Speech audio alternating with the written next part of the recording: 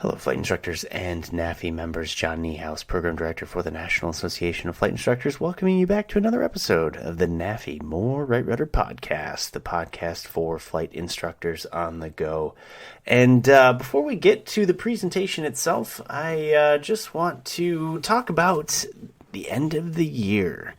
So, who knew it was going to be November already? And as we start getting closer to the holiday season, I want you to keep NAFI in mind. Remember, you don't have to be a flight instructor to be a NAFI member. That is actually a sort of common misconception. All you have to do is have an interest in aviation, have an interest in learning, and, certainly doesn't hurt to be a flight instructor, but I think that the general pilot or pilot enthusiast, student pilot maybe, can get some value out of the membership. And, remember, there's all kinds of learning materials. There's industry-leading discounts, things like ForeFlight. MyGoFlight just got announced. There's a 20% discount to MyGoFlight if you're interested. Lightspeed, Bose, ASA, Sporties, King Schools. List goes on and on. So you can easily pay for your membership just by buying the things that you already buy. And then you get all this cool information on top of it, like the magazine, like our professional development program, and access to so much more. So think about that for the pilot in your life. Maybe that's even yourself. Who knows? And if you're thinking about me, which I'm sure you're not, but if you were, a great present for me would be to subscribe to this podcast if you haven't already. The more downloads we get, the more subscribers we have, the more we can grow this content. And it's honestly one of the most fun parts of my job. So I'd love it if you subscribe to that and check us out on social media too. We're on all the major platforms, and it won't be hard to find us. So we appreciate you, and if you are a member, thank you for being a member. We could not do it without you, and every decision we make is something we try to tailor in your direction. So thank you very much. Well, anyways, so today's presentation, similar to the last episode, is actually a throwback Mentor Live. Now, anytime you hear Mentor Live, you should be thinking to yourself, wings credit. I should probably do that. And basically what I mean by that is that if you're not familiar, Mentor Live is a presentation that we do once a month on the third Wednesday at 8 o'clock p.m., and it's exactly what it sounds like. It's a presentation that's live and allows you to ask questions to the presenter. But if you can't make those presentations, we actually have them recorded, and there's a complete archive of all of the previous ones. And so you can even go back and watch any of the ones that maybe you didn't have a chance to before. And all of them qualify for FAA Wings credit. So you can either get the Wings credit when you watch the presentation, or if on any of these episodes, listening to it still qualifies. So there will be a link in the show notes for Wings credit, should you be inclined. And if you're not sure what that is, I highly encourage you to look up FAA Wings credit. It's a wonderful program. So today's actual episode is going to be understanding stalls and spins.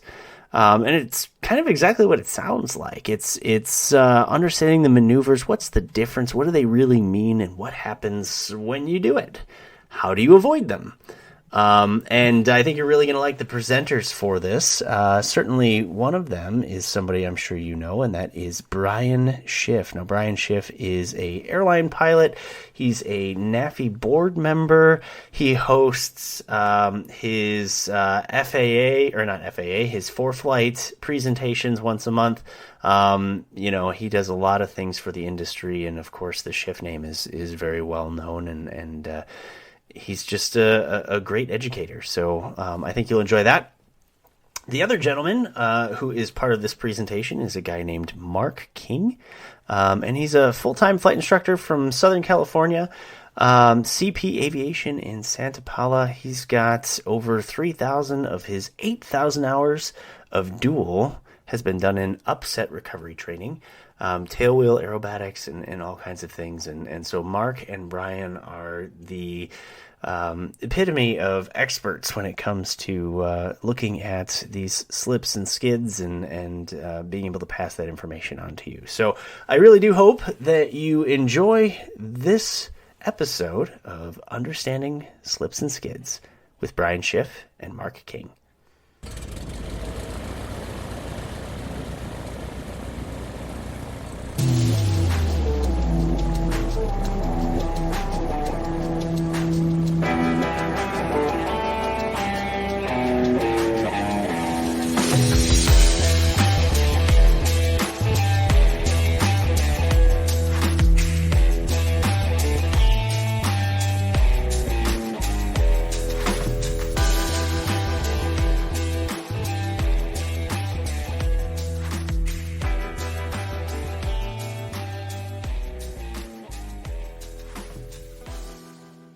We're going to be talking about slips and skids tonight. We've had many a conversation, Mark and I, informally, and he has, even with as many hours as I've had and as long as I've been learning to fly, I've been learning to fly for 40 years now, and I started in a Citabria. It had no flaps, the 7G so I started out doing slips and graduated through all the general aviation airplanes I've flown and the airliners that I'm flying now on the side of being a flight instructor. And kind of went full circle. Now I have a Citabria again. And before teaching my own son to fly, I had Mark give him his initial tailwheel time where he learned how to do the slips and skids and stalls and spins. And I know my limits, and Mark is a master aerobatic instructor, and I know that I would be foolish not to enlist someone better than myself. And Mark, we've had some great conversations, and I'm looking forward to talking tonight about slips and skids. Why are we here tonight? Why are we talking about this? There was a time when all airplanes, very few airplanes should say, had flaps, and slipping to a landing was a necessary part of every pilot's repertoire. But now it's pretty much the exception rather than the rule that an airplane doesn't have flaps, and it's kind of become a lost art, but yet we still have to do it on check rides. Mark and I have discussed how we both have given flight reviews, and I love your story, Mark, about when the student, pilot getting the flight review says, "What do you want? What kind of landing would you like to see?" And you say, "I don't care as long as there's no flaps." And that sets up the scenario where the pilot needs to do a slip and maybe come in high. And many pilots are afraid. Many instructors with whom I've recently flown are intimidated about doing slips. They think they're going to enter a stall or worse, a spin from that, and they're just not comfortable with it. And I've noticed, just like some instructors are not doing stalls regularly or enough because they're afraid of it, that fear translates to their students, and those students then are afraid of stalls as well. And I think that kind of applies to slips as well. I've talked to other DPEs who have said when they have a student or an applicant do a slip to landing, that they kind of set up, go the wrong way. They go S turns, they're going back and forth, and they just don't quite have it down. It's kind of been a lost art, and it's very misunderstood maneuver. So anyway, with CFIs being afraid of it and students picking up on that fear, and then we see that as we translate along, it's it's something I think we need to talk about. And Mark, have you noticed the same thing? I do, Brian, and I see deficiencies in how to enter a slip, how to get out of one, when to use one. Back to what you said about the flight review, where you can land it any way you want to. I just want to see it without flaps, which leads to a slip. And I've had people say, I haven't done a slip since my private pilot check ride, and that was 20 years ago. Okay, maybe today's a good day to review that. It gives us something to work on. And sure. There just seems to be a lot of tribal knowledge about slips. And we face some challenging times now with the pilot demand, which creates, the demand is there because of the shortage, but the shortage also creates a shortage of instructors. And our new instructors are coming in with precious little time for some of us that have been around to really groom them. And don't want to say it this way, but to really teach them how to fly. We're fortunate at the school that I'm affiliated with that we have tailwheel airplanes, and we get the young instructors out into tailwheel airplanes, and we make tailwheel instructors out of them. But back to slips, when they get here, it doesn't seem they have a good understanding of the slip. That's interesting. And without the understanding, that breeds fear. And, a lot of times we have acronyms in aviation, and my favorite one is my FEAR acronym, which is false evidence appearing real. Yeah. And I think as we go through this, we'll talk about it. But what comes to mind is that it's not necessarily just for passing a check ride, but a slip to a landing or an approach can actually be a very life-saving tool, a skill that I'm reminded of the Air Canada Boeing 767 back in 1983 that suffered fuel exhaustion and turned into a glider and had to land in emergency landing in Gimli, Canada. They call it the Gimli glider because the Boeing 767 turned into a glider when it suffered fuel exhaustion. And the pilot, having been a glider pilot, used those skills as he was approaching the 8,000-foot runway in Gimli, and he was too high. Couldn't do a go-around, didn't want to overshoot the runway into what was buildings at the other end of that, and that could have been catastrophic. So he put that 767 into a slip and got it down and was able to land safely on that runway. And, of course, I think most of the people watching this have probably heard that. But, I mean, not only that, it could be emergency means of speed reduction. You can use a slip to help close a door that pops open in flight. I've had to do that before. And the smoke coming off of an engine, you can maybe divert the smoke away from the cockpit window. In addition to the normal thing that we think of, helping bleed off excess altitude and airspeed. But also we use it regularly in a crosswind landing. So it's a lost art. It's something that we really need to understand and know, and it's a skill every pilot should have. Yeah, I would agree with that 100%. And when you talk about a life-saving maneuver, we'll get into this a little bit farther in the presentation, but instead of stopping at resignation, we can fly the airplane in a slip when we have a control failure, for example, loss of aileron control or a jammed rudder, and we can get the airplane where we can land it. I don't like to say crash it on our terms, but that's exactly what we're going to do. The landing might not be pretty, but we're going to do it where we want to do it on our terms instead of just resigning ourselves that we're done. Right. And I've been an instructor for many years and been teaching slips and skids. And even with that, after our discussions, I've learned just how little I knew about slips and skids, how much more you have taught me. So I look forward to sharing that with everybody who's here tonight. And I think we'll start off, and I'll explain the basics of it, and you can jump in and talk about the advanced of it. We've got some great videos that you took that can demonstrate what we're talking about as well. So a slipping turn, we're talking about turning the airplane, is an uncoordinated turn where you've got too much bank for the amount of rate of turn, or not enough, or even opposite rudder. So if you were to just bank the airplane without putting any rudder in, you'd be in a slip, right? And you can see in this picture, the airplane's banked. The ball is to the left because you've got either not enough rudder, you need to push the left rudder, and you're in a left-hand turn. A skidding turn is, again, an uncoordinated turn. The rate of turn is too great for the bank angle, or in other words, you're using too much rudder.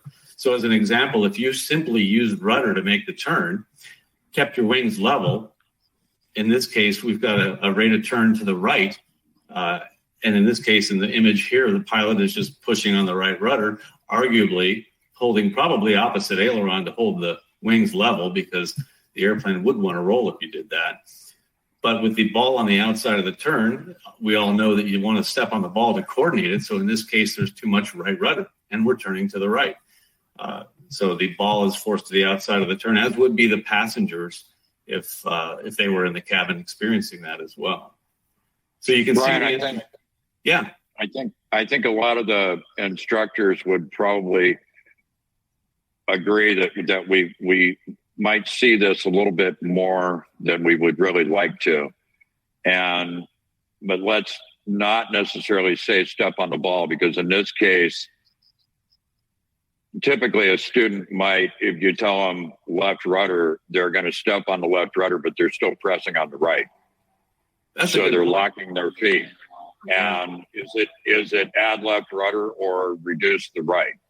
In this case, I need to come off the right rudder if I'm flying this. Yeah, exactly. Just a point here to think about. It's a good point. So the ball we're talking about is on the turn coordinator, which is on the bottom left on this image. I'm trying to advance the slide and I'm not quite sure exactly where to click here. Yeah, we got it. Turn coordinator. So there's the ball. We know what the turn coordinator looks like. This one happens to be unpowered, which is why you see the off flag. And it's powered. That gyro is powered by electricity. But the ball is purely mechanical, just a basic level. On glass cockpit aircraft, we have a turn indicator as well, a slip skid indicator that's up at the top of the pointer, the sky pointer there. You can see the slip skid indicator on that. And this is just a zoom in of that slip skid indicator, as is in this case, the ball or the slip skid indicators to the right.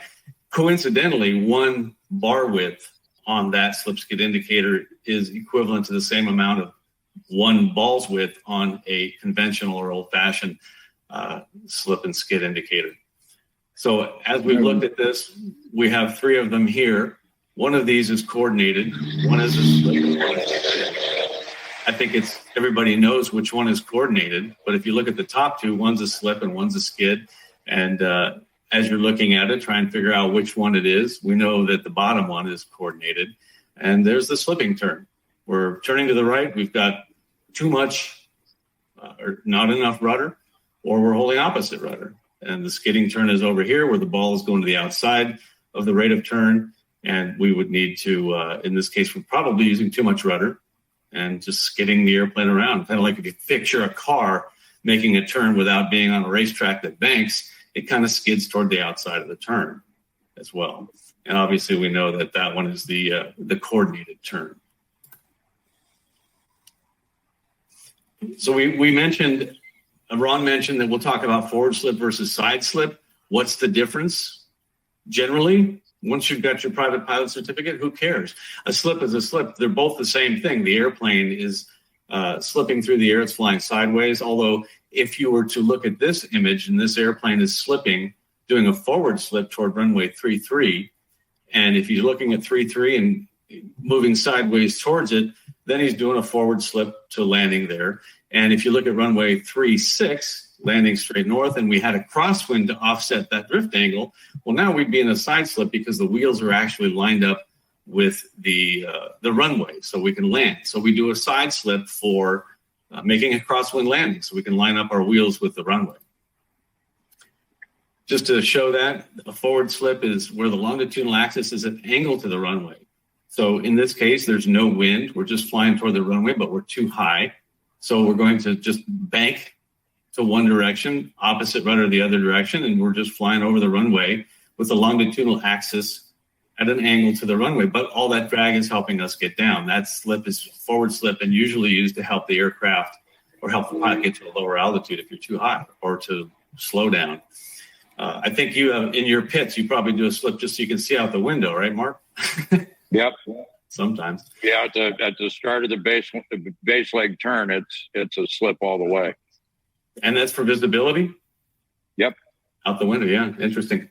So there's another reason, just for visibility in some airplanes.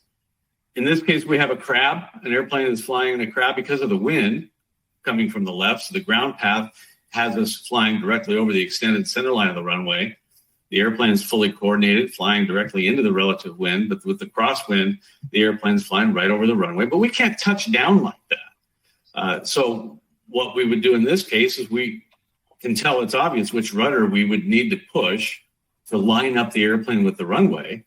But if we push the right rudder to line the aircraft up at the runway, the aircraft is going to want to roll and drift off and fly off to the right side of the runway. So we bank the airplane to the left, use that horizontal component of lift to keep the airplane over the runway while we're lining it up with the runway with the rudder. And that would make a much better landing and much better on the landing gear if they can roll straight down the runway than touching down in a crab.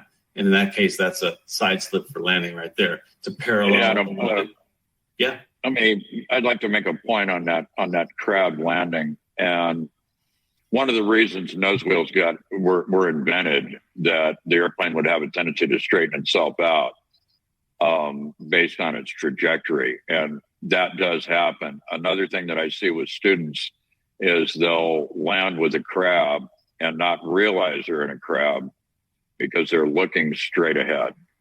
And they think because they're going straight ahead, or they see straight ahead, and they're on the center line or whatever, an airplane could be 10 to 15 degrees either side of the center line, and which turns into quite the arrival. I've noticed the same things with co-pilots at the airline as well. We're flying along in the crab, and I'm waiting for them to kick it out and land. And just go out to any big airport and watch airliners land, and you'd be surprised at how many airline pilots actually land the airplane in the crab. The airplane can take it, but it's not the preferred way to do it. So first time I flew with Mark, he put this on the chalkboard, on the whiteboard, and gave me a little quiz. So Mark, you want to explain this? And I do this in the emergency maneuver training course that I teach. We have an entire lesson that's devoted to slipping turns, and speed control in a slip. It's always boggled my mind just how many pilots don't realize what they're looking at when they look at the slip skid ball. And we have people that fixate on the ball and don't realize that the ball lags, and we'll see the lag in the ball in a couple of minutes here when we get into the videos. But I like to put this up that we're slipping the airplane to the left. Which one is indicating a slip, number one or number two? And it's, to me, about 70% of the time, people get it wrong. But I also have another rule here. It's a wrong answer if it takes you more than 5 seconds to answer it. I'm still trying to figure it out. Well, I think we've got an answer for you on the next slide. All right. And one of the things, the technique I like to use to remember this, if we slip the ball in, it's a slip. If we're skidding the ball out, it's a skid. And correct me if I'm wrong, but I'm imagining the airplane, when you say left slip, the airplane is banked to the left wing down. Left wing down. Yeah. Okay. And that makes sense. One of the things that was also a shocker to me, I'd always been afraid to stall while I'm slipping. I was deathly afraid because you hear if you stall the airplane while you're cross controlled, that it's going to slip, and or it's going to stall or spin.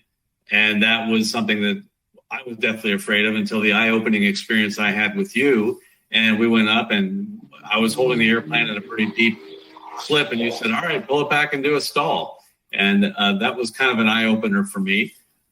So you took a video of this the other day. Yeah. When I work with applicants for the CFI spin endorsement, I'll ask the question, what happens if we stall in a slip? And most of the time I do get the standard answer, we're going to spin. And I think this is one of the things that breeds this tribal knowledge and this misunderstanding that gets transmitted on and on and on, that don't do that because you're going to spin. Now, there are some things about stalling in a slip we're going to talk about in a minute. But this particular airplane is Citabria, and a lot of other airplanes, when we stall them in a slip, and remember from spins that a spin is created by a stall when yaw and roll are coupled, or a skidded situation. In this case, we have left aileron, right rudder. We're in a left slip, and we're going to go ahead and stall the airplane. Let's see what happens. Okay.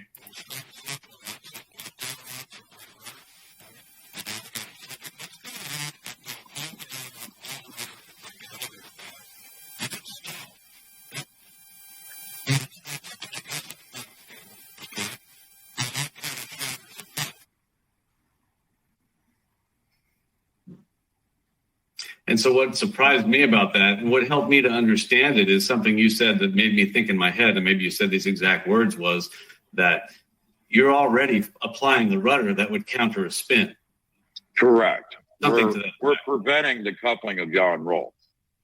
Just like we do when we do the falling leaf exercise. A lot of times we'll do an exercise. Falling leaf is a good example. The instructor holds the airplane in a stalled condition, power off, and the student keeps the wings level with the rudder.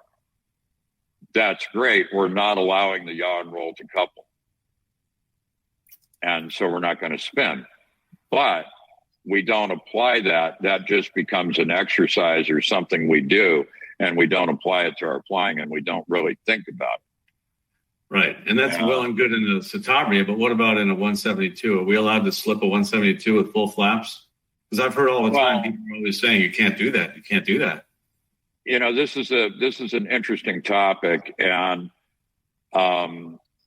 for the audience, there's going to be a couple of links on Brian's website. I don't know if we've got them on there yet, that go into some very great detail on where this comes from. And there's a lot of history here. It starts with the Cessna 170B, not the A model, but the B model, which was essentially the 172 wing.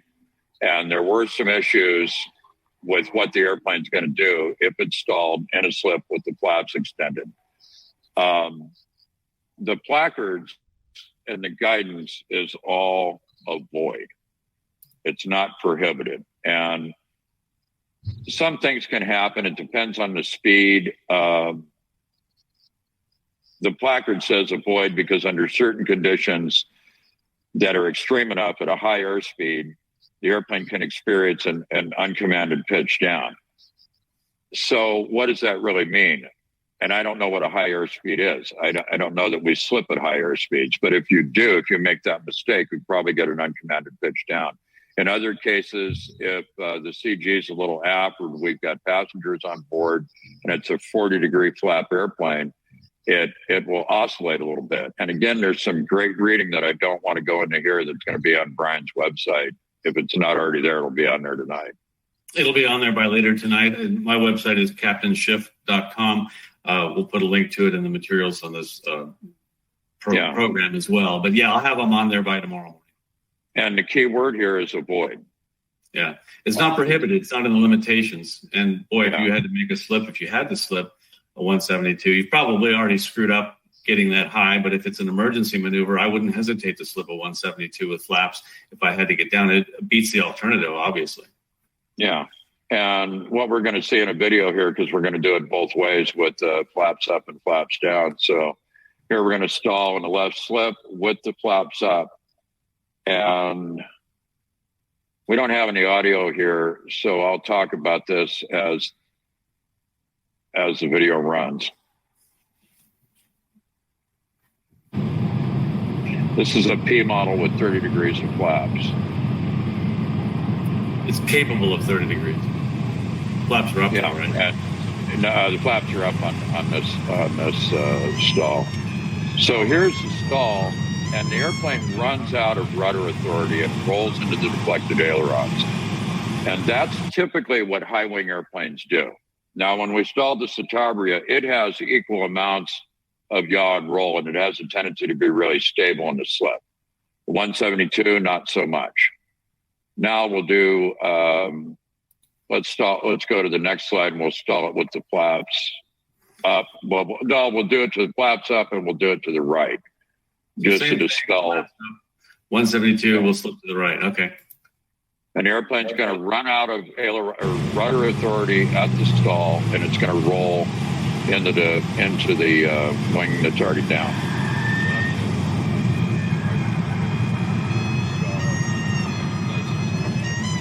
And there's the roll. We can see the ground coming up. Now, if you stay with this, there's a good chance you can end up on your back, and that's probably not a good idea. Generally, because if we're slipping, we're probably in the landing pattern, and we're probably close to the ground. That's a good point. It's just a rollover, though. It's not a spin. No, it is not a spin. And you had mentioned. Now, let's qualify that. And I don't have video for this. In a low wing airplane, typically, a typical low wing airplane will run out of aileron authority and will roll in the deflection of the deflected rudder. in the direction of the deflected rudder. So we'll use the left slip as an example. If we have left aileron, right rudder, we lose aileron authority. The yaw control, which is the rudder, is going to influence the roll axis and bring it into what we call an over-the-top situation. If the airplane remains stalled, as soon as that roll meets the yaw, it's going to spin. I've only had. Go ahead. Just to clear that up, a high wing airplane is going to, if you stall in a slip in a high wing airplane, why is it that the rudder gets blocked out? You lose rudder authority. You lose rudder authority, and I don't have the why on this.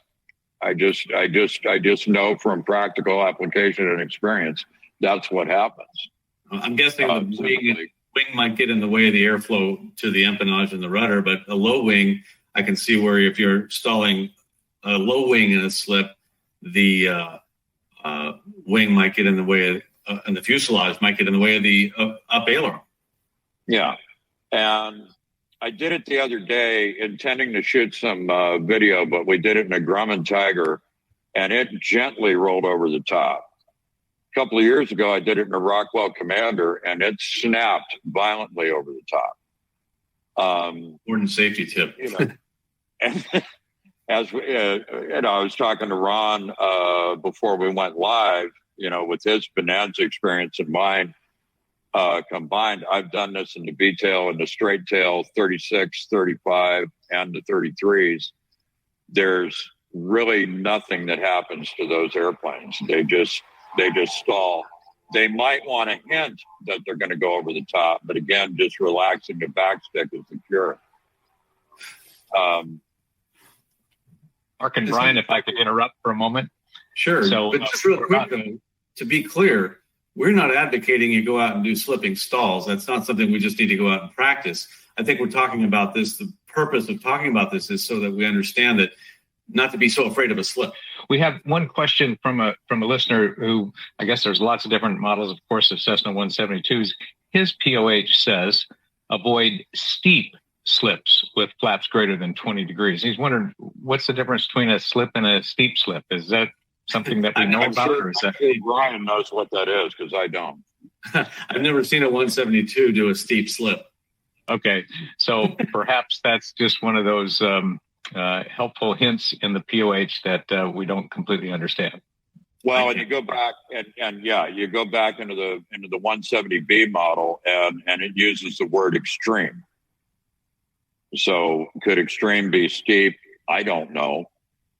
I think that they're probably getting themselves out of saying it's okay to slip for a side slip for a landing, but we're not talking about putting it into a full slip. Maybe that. And if that viewer that asked the question, it'd be great if we could identify what model 172 that is, just because I'd like to do some further research on that. Okay.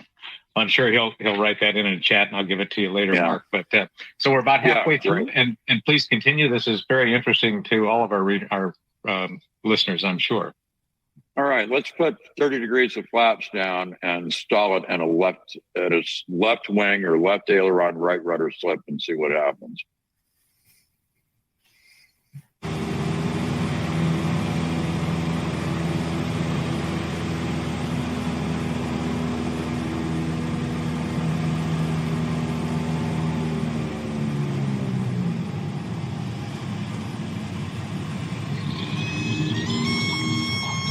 And there's the stall, and it starts to roll, and that roll happens just a little bit faster.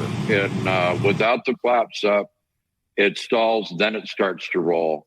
With the flaps down, it just happens a little bit quicker, like maybe twice as fast. Interesting. One of the things that I like to discuss with students, especially when they start getting their instrument rating, is how that turn coordinator actually works. When we just really quickly, I want to cover that the bank of that turn coordinator, and we're going to see this application in a couple of the videos coming up. What that's measuring or giving you is if you're in a coordinated turn and you're established in a bank, it's giving you the rate of turn. Basically, the turn coordinator tells you the rate of turn of two different cards, two different instruments. It's telling you the rate of roll. It's also measuring the rate of turn of the DG, the compass indicator. So your heading indicator. So it's changing the rate of turn. It's measuring the rate of turn and telling you what rate you're turning. It's also telling you the rate at which you are rolling. So if you roll quickly into a turn, you'll see a pretty steep bank on that turn coordinator. But until you stop rolling the aircraft, it is measuring both roll and rate of turn, rate of roll and rate of turn. So it's measuring the way those two cards in the instrument panel are turning. That's just something I like to point out so people understand. There's a lot of confusion with that instrument. So now we're going to get to the turn coordinator demo video number 1 here. Yeah, and I think here we're going to do some Dutch rolls. We're going to hold the nose on a point and roll the airplane side to side. And although that is a coordinated maneuver, we're going to see the ball go all over the place. So the ball's not necessarily accurate all the time. Brian, when is the ball accurate? You taught me that. How about when we're in unaccelerated flight? Well, I think what you taught me was that it's accurate when we're in unaccelerated flight. Yeah. Pretty sure that's what it was. You were cutting out there for a minute. Oh, I'm sorry. Yeah, no, I'm kidding. So watch on this video, watch the relationship between the bank angle, the turn coordinator, and obviously the heading indicator shouldn't be moving much as we just roll left and right.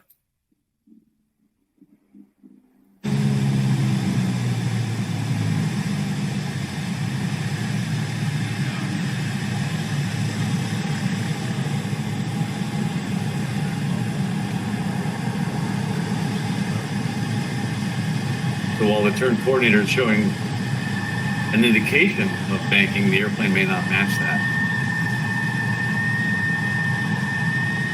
Yeah, I think the attitude indicator is actually reacting quicker than the turn coordinator is. Yeah, because we're not turning. So the turn coordinator senses the initial acceleration, but doesn't know what to do after that. But the ball was moving all over the place, but we weren't changing headings, so we weren't turning. In the second video, I think the other video started in a slip, and this one may be the Dutch rolls, but let's watch this video.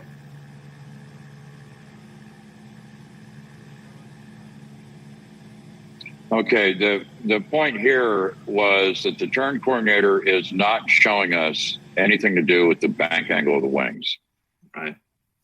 Because the DG was not indicating a heading change. We did have an indication of bank with the attitude indicator, but the turn coordinator was level. So that's what I was trying to show there. Got it. And I see Aaron was asking if I would slip the airplane on the desk behind me here. I actually have slipped a Boeing 727. It slips beautifully. I'm hesitant to do that now in airplanes that have winglets, which is what I find now. Not quite sure what would happen to that. They're not certified for slipping. So now if we look at, there's another example of the turn coordinator versus the bank angle if you watch this video, right?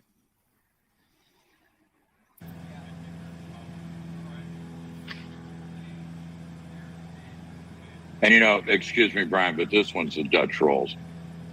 That's what I thought, yeah. So we can see the bank angle changing quickly on the turn coordinator because it's measuring the rate of roll. And so while you're rolling out of a turn, let's say you're in a right turn, right bank to the right. When you roll out of a bank to the right, you're actually rolling to the left, and the turn coordinator is therefore measuring your rate of turn to the rate of roll to the left. And so you see it doing that. If I were to play this again, if I can do that, I'll try. Watch the turn coordinator. Watch the roll of the attitude indicator, and you can see as soon as we start rolling to the left, the turn coordinator starts measuring that rate of roll. And again, in partial panel flying, you cannot rely on that turn coordinator to determine that your wings are level unless the all-important thing is happening, that you have that ball centered. You have to be in coordinated flight for it to be now measuring only the rate of roll and help keep your wings level, as is in partial panel. And Brian and Mark, if I can interrupt again. So the previous question about the Cessna 172 in a steep slip. That was her airplane was an R or a P model, and so that gives you the information you were looking for, Mark. And then another question. It's when you're in a slipping turn. This listener says the high wing stalls first, so you go over the top and into a spin. Would you like to comment on that? When you're in a slipping turn? In a slipping turn, that's going to depend entirely on what airplane. And wings on the top, wings on the bottom. There's a lot of variables there. And we could dive a little bit deeper into that with some more specifics, maybe when we get into the Q&A portion. But I think we need to keep moving for now, looking at my watch. Very good. Go ahead. Yeah. Speed control on a slip. One of the things that I see with students, and I ask them to demonstrate a slip, and I see this a lot on flight reviews, and they'll slip to the left, for example, on a Cessna 172, and they'll unport the static, and the airspeed goes away, and they'll push the nose down to get the speed back, or the stall warning horn comes on.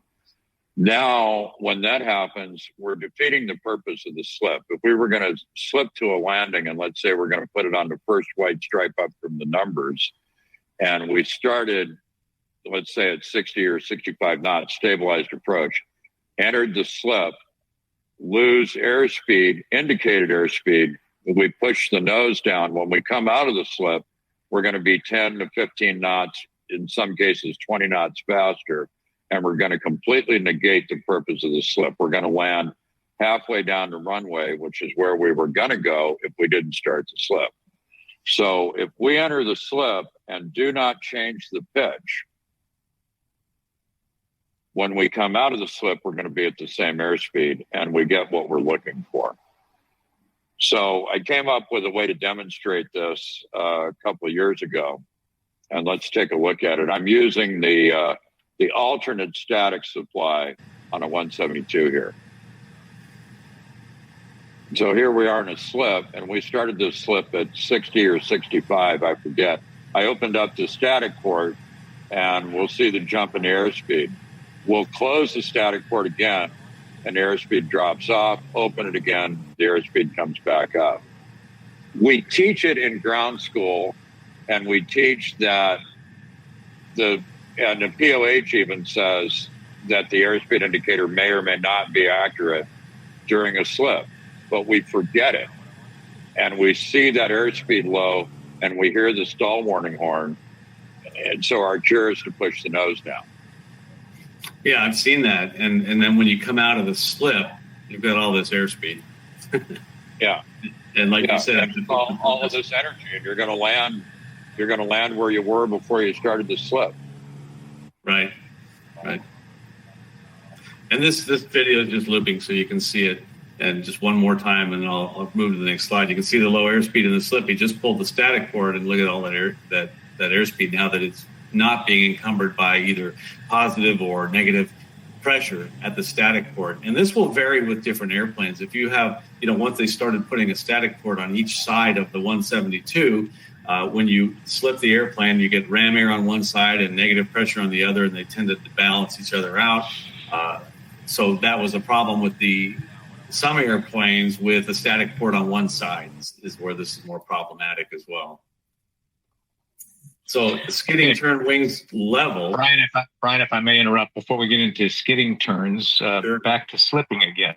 Yeah. So make sure we understand on a high wing airplane, one of our listeners said both in Cessna and in a Bonanza, the high wing stalls first when they're in a slipping turn, and that puts her into a spin. Is that how you see it as well, or are we missing some point here? Well, again, I think we need to go back and remember that the spin is going to be driven, or auto rotation is going to start if we have a stall with yaw and roll coupled. Okay. That's thing one. In a slip, and I have to wait for that airplane to go by. In a slip, the yaw and the roll are as far apart as they could possibly be. You've already got the flight controls in a position where you're countering a spin. And so the airplane may roll because it loses the rudder authority, and you've got all that aileron in there. And so I think some pilots may mistake the ensuing roll as an incipient spin entry, when in fact it's not. Okay, but when we're in a slip, I would agree with that. When we're in a slip and approaching a stall, which wing does stall first in a slip? The high wing or the low wing? That would depend, and I'm going to lean towards the high wing. Okay. But all right, so that is, it's also going to depend on the airplane. Okay. But I'll dive into that a little bit deeper at a later date because it's an interesting question. It is. Well, that's happening. You're mashing on the skyward rudder as well. So you're fighting a spin while that's happening. Although that wing might stall first, you will have the rudder in there to fight the spin. And again, like Mark said, it varies on the airplane. Yeah. Okay, good. All right, so we tried to answer that, and more discussion perhaps at AirVenture in the NAFI tent next month. Yeah, I'll be armed and ready for that one. Good deal. Yeah. So the skidding turn, and here's just an image of the flight instruments during a skidding turn, where in this case, again, I showed this picture earlier, I've just got full right rudder. The airplane is skidding, turning to the right, holding the wings level. It's an uncomfortable turn, and the ball and the turn coordinator, just like the passengers in the airplane, are all sliding out to the outside of the turn, to the left on this case. So, Mark, you want to talk to us about the base to final skidding turn? That's something that we should...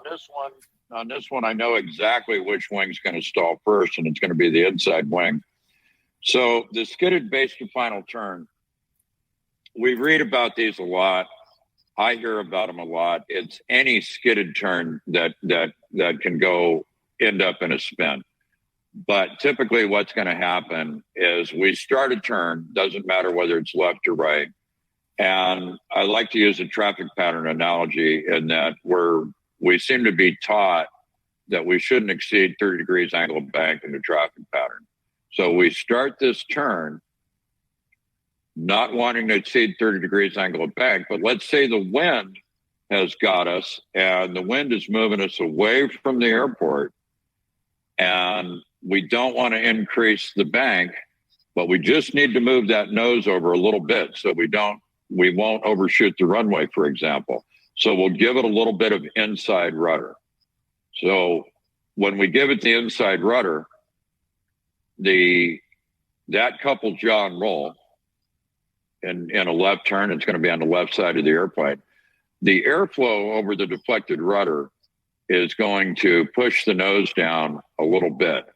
So now it's all fine except for one thing. Our pilot sees the nose go down, might hear a stall warning horn, and they're going to pull to raise the nose. And this is typically what happens. So let's do one and see what it looks like.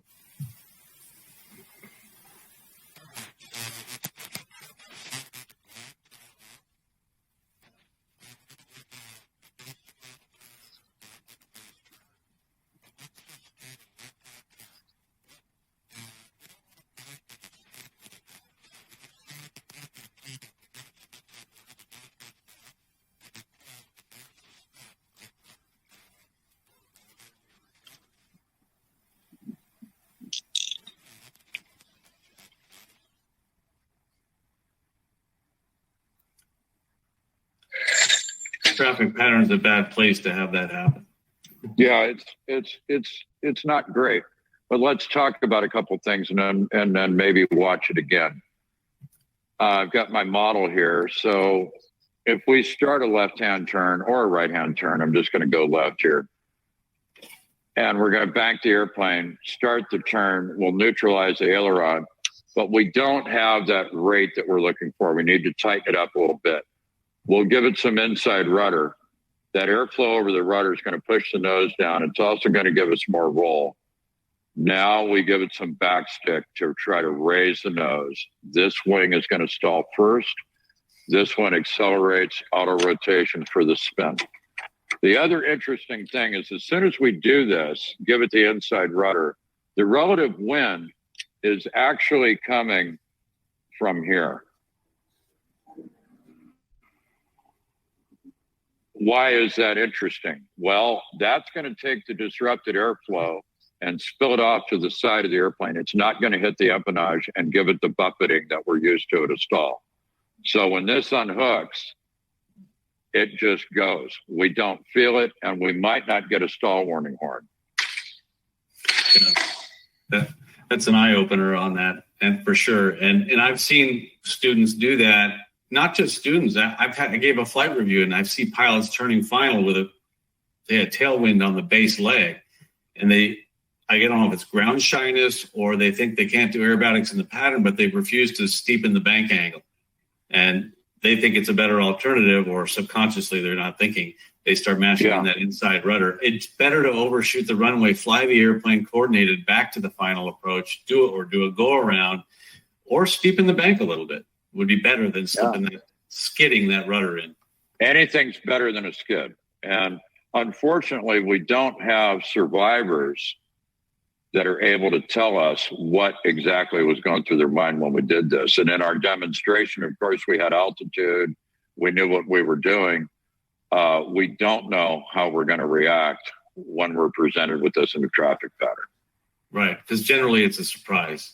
So a lot of pilots fear low airspeed, definitely fear uncoordinated flight, and fear pushing on that rudder to skid that airplane around the turn, for sure. We're going to show it one more time. And take a look at the ball here when the spin starts.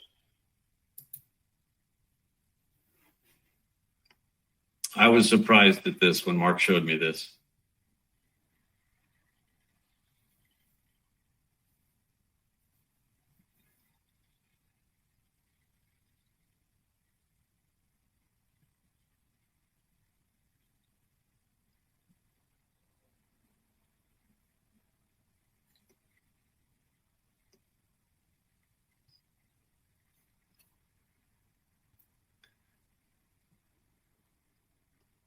Wow, yeah, if you're using that ball to keep yourself out of a spin, I got news for you.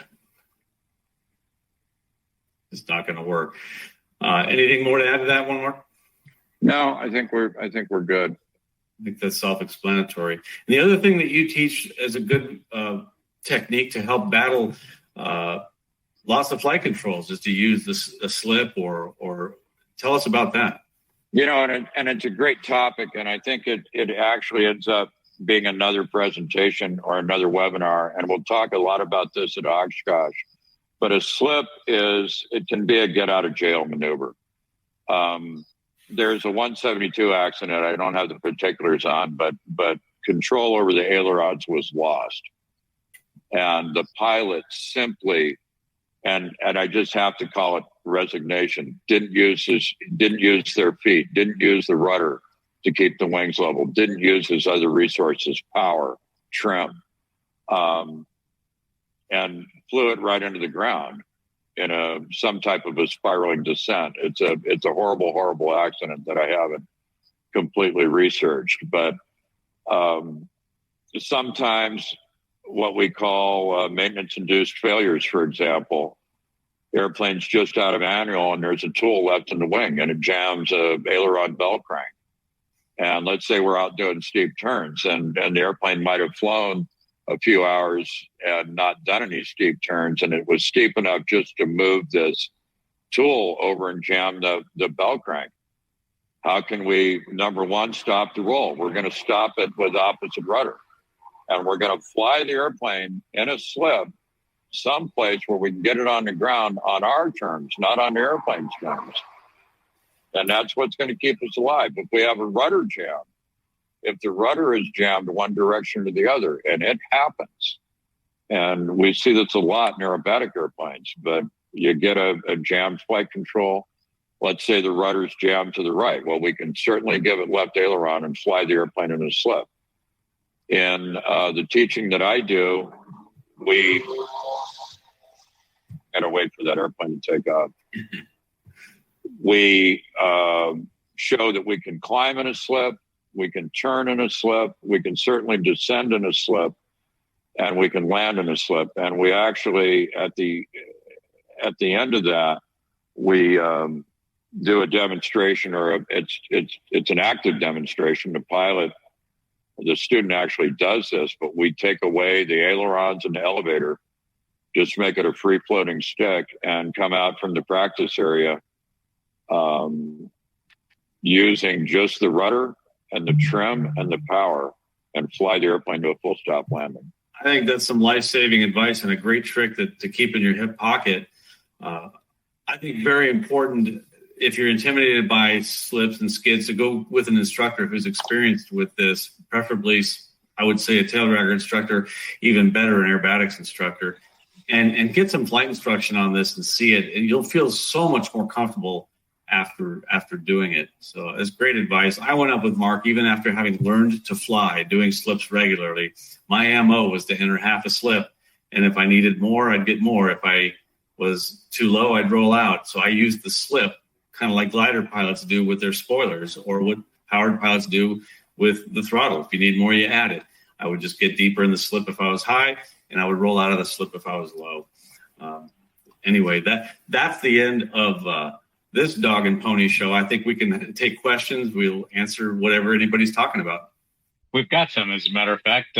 Thank you, Brian and Mark. A great presentation. So, Mark, could you bring up your model again where you drew the relative wind on the wing surface? So show us the model head on to the camera, if you would. All right. So now I think you were saying it was going to be in a left slip. So configure the airplane for a left slip. Yeah, and the relative wind's coming from here. Does that the relative wind moving straight toward us right now? Yeah, the airplane is moving. Yeah, I think. The airplane is in a left bank, and you have, right rudder to counteract that for a forward slip. Correct. Yeah. The relative wind would be coming from the camera straight back towards you, and so you've drawn the lines for the relative wind on top of the wing. Is that correct? Right, but I was that was as it relates to the skidded turn, because what I was talking about there was the inside rudder and the skidded condition. The relative wind's coming from here, even though the nose is going this way.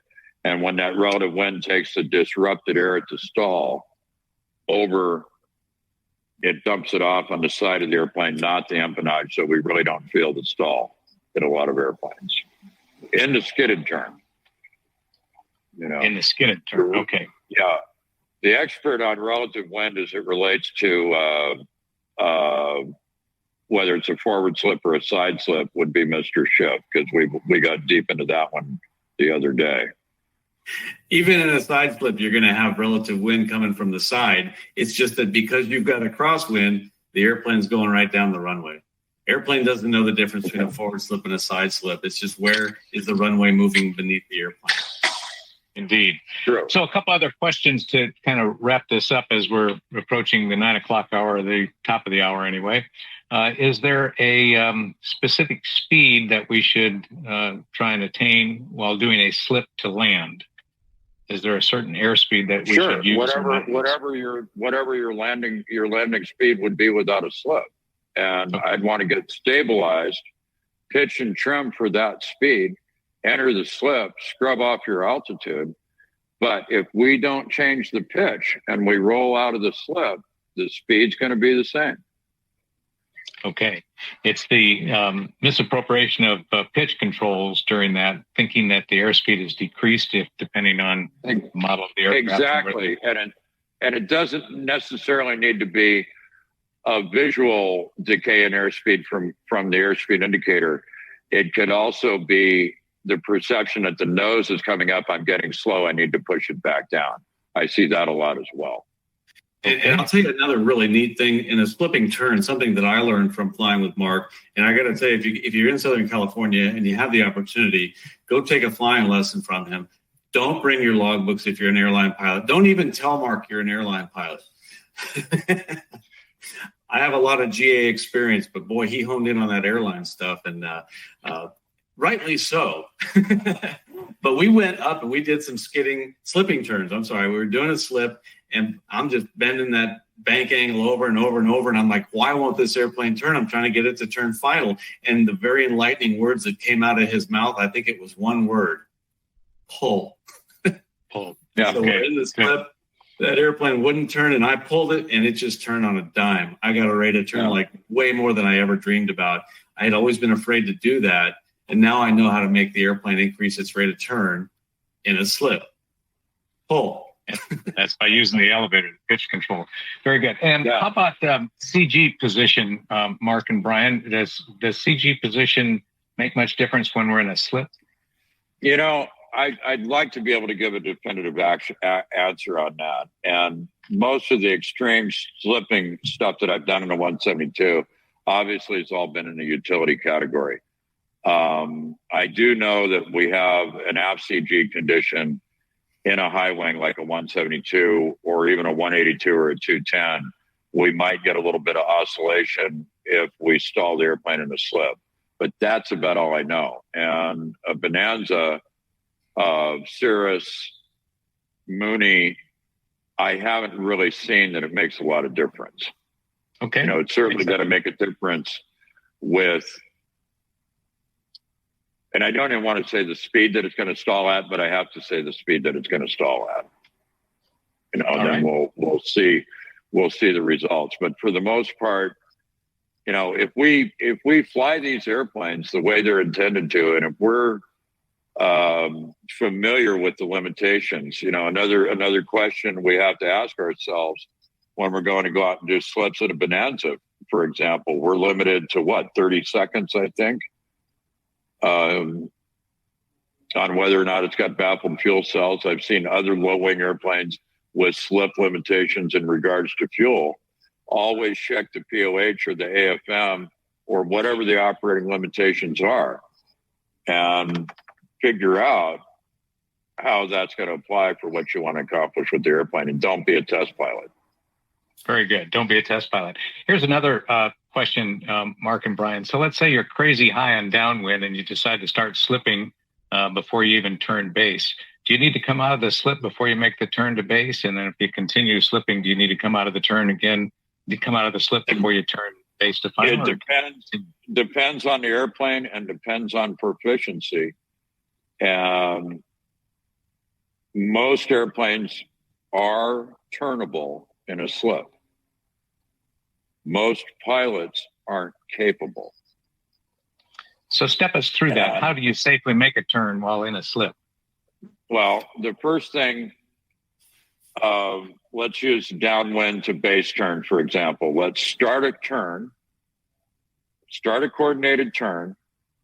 As you do that, don't neutralize the ailerons. Add a little bit more aileron as you're adding top rudder or step on the sky, because we want, you know, that's the slip. It's going to be opposite the aileron. So you want more aileron into the turn, top rudder to get the airplane slipping, and then some backstick or some back elevator to get the airplane to turn.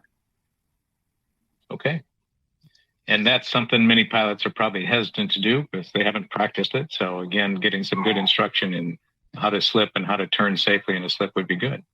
Another option is to continue downwind if you're really high and not do the slipping turn. If you're not proficient and don't feel comfortable at it, that base turn generally is optional unless you have terrain or some other restriction.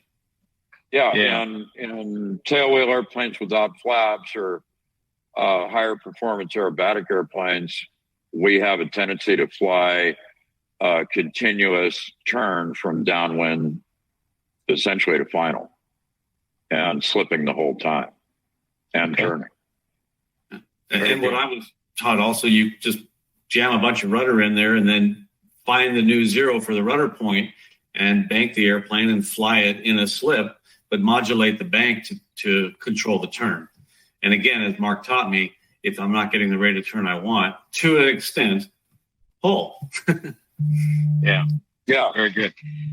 And then for flight instructors teaching slips and skids or slips in a Cessna 172, for instance, would they be best off to teach their students with flaps up to begin with? Well, if we're slipping, let's think about something for a second. If we're slipping any airplane with the flaps down, what got us there? You know, that's a little bit of bad planning, right? We're either using the slip or flying the airplane with the flaps up, for example, to do a crosswind correction on a landing, or, you know, we're high, we're going to get down using the slip. We don't want to use the flaps because of maybe some wind conditions on the runway, or they simply don't work, because systems fail. So we'll start with a slip to lose altitude, then a slip for crosswind correction. So being proficient in flaps down slips, I don't think is particularly important. I wouldn't want to see somebody do it on a check ride. The intent is you're proficient in a slip because you're not using the flaps. We don't have a reason to use the flaps.